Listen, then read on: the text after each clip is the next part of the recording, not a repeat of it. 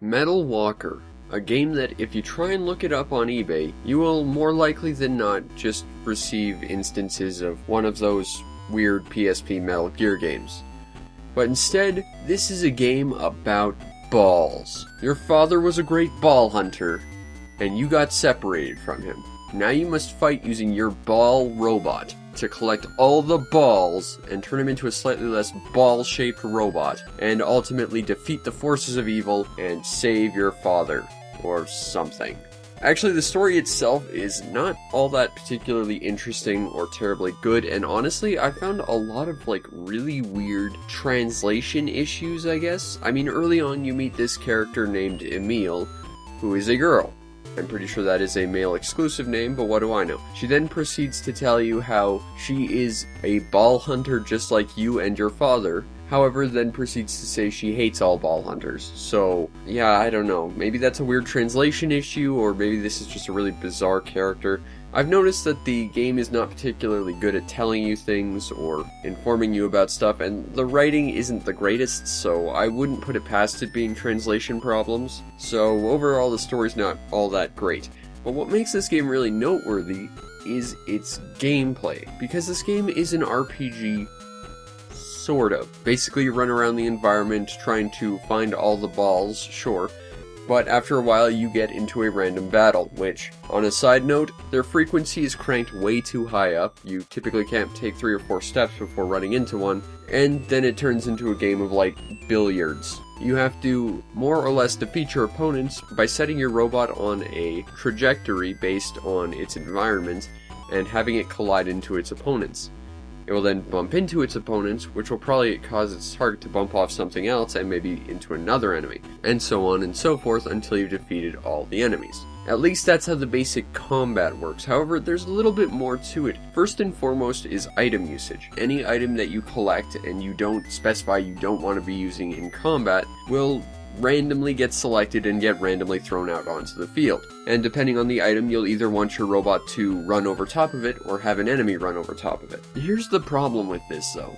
First of all, it is completely and totally 100% random. So yes, this could put you in a situation where at basically 0 health fighting a boss, instead of dropping a health item, which would be actually useful, they'll drop an item that scans the enemy, even if you've already scanned the enemy. And as random as using the items is, it feels like the game really likes to favor your opponent, because oftentimes during a fight I would run into an opponent that has their item dropped literally right behind you, or next to you depending on whether it was a healing or a damaging item, and then they'd basically hit both the item and you, causing at least double damage, usually instantly killing you, because for whatever reason, enemies like to have really overpowered items, especially the bosses. The bosses are just straight up unfair in that regard, because in my experience, most of them can just one-shot you. And I know what you're thinking, well, you can go grind, right? Well, kinda?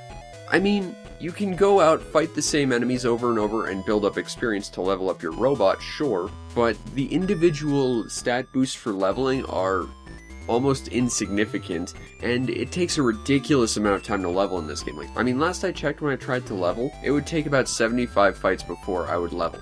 Now, to be fair, from what I've noticed, that's particularly problematic very early on in the game, and it can actually set you up into a loop of, well, I can't beat the first boss, I should go grind. But it takes forever to level up from grinding, I might as well just try and build up items to fight the boss.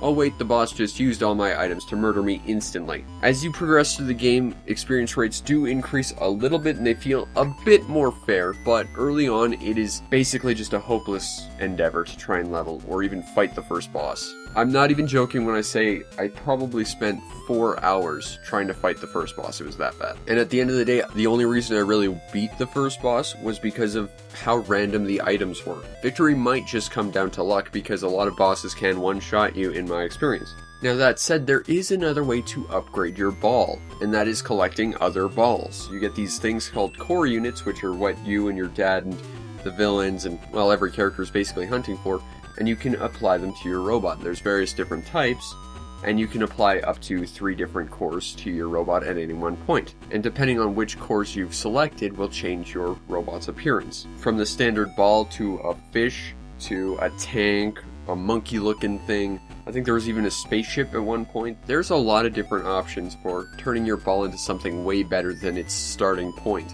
However, they all have stat differences, and some are definitely not better than others. For example, the tank is not particularly all that maneuverable, whereas, say, the ball is, as it's a nice all-round round robot.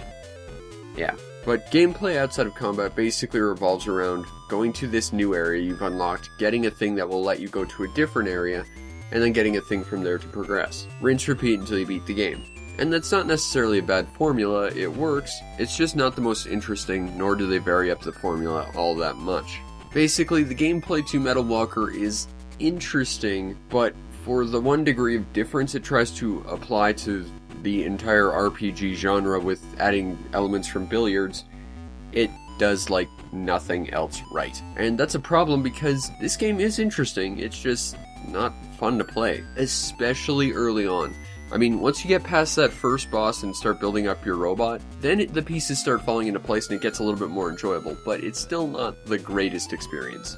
The overall presentation to Metal Walker is impressive in some regards, but also not great in others. Visually, it makes a really impressive use of the Game Boy Color's palette. There's a lot of different colors, especially in the close-up shots of your opponents and your robots. It's a shame you only see this when you activate items and when you die, and those are very small scenes, but still, the close-ups of your opponents and yourself are interesting. The individual designs of the robots, they're a little bit hit and miss. Like, you've got really cool ones like the giant robot monkey with a rocket launcher on its back, that's cool. But then you've got one that's literally a cement mixer with feet. Yep. So it's a bit hit or miss whether any of this stuff looks particularly good, but it has its high points as well as its low points. I will say the environments all bleed together and are really just dull. I mean, it makes sense, the place is called the Rusted Land, so I guess it's all supposed to be dilapidated metallic factories or something, but it's just not interesting.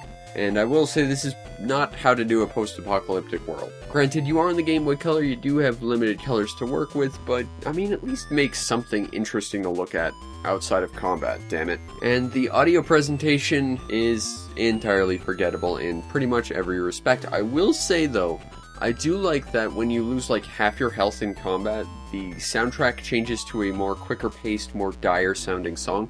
That's a nice touch, but it doesn't really save a bland soundtrack from being less bland.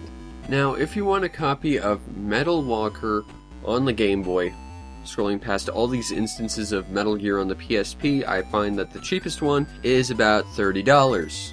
And I don't remotely recommend this game for that price. You can get a Japanese one for about $10, which is a bit fairer, but I still think it's a wee bit expensive for what you're getting with this game. It's not to say it's a bad game, mind you, but it just feels like it needs a lot more refinement.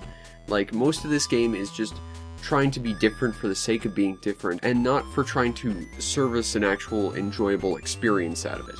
And at the end of the day, do I recommend Metal Walker? Well, a little bit yes, and mostly no. Yes, in the sense that if you enjoy things that are different, or you like studying game design even if it's just how not to do something, this game is great because it has a lot of issues, and it doesn't really excel in any one particular place. But it's also not the most enjoyable experience ever. That said, it's not a bad RPG, but if you're looking for a well-made, well-executed, well-refined game, this one's not it. If you're just looking for something a little bit different, then yeah, this game might just be down your alley. Just don't pay too much for it, because honestly, I'd been doing some research on this game before I picked it up and thought it sounded really cool, and when I played it, honestly, I was really disappointed. But Metal Walker, not the Metal Gear thing, but this Game Boy Color thing, it's an interesting instance of Capcom trying to make an RPG. It's not Breath of Fire or anything. Hell, it's not really all that good or anything, but it's interesting. And because of its mix of mechanics from billiards and RPGs, it does feel like it should be at least a nice little footnote in a Game Boy Color collection.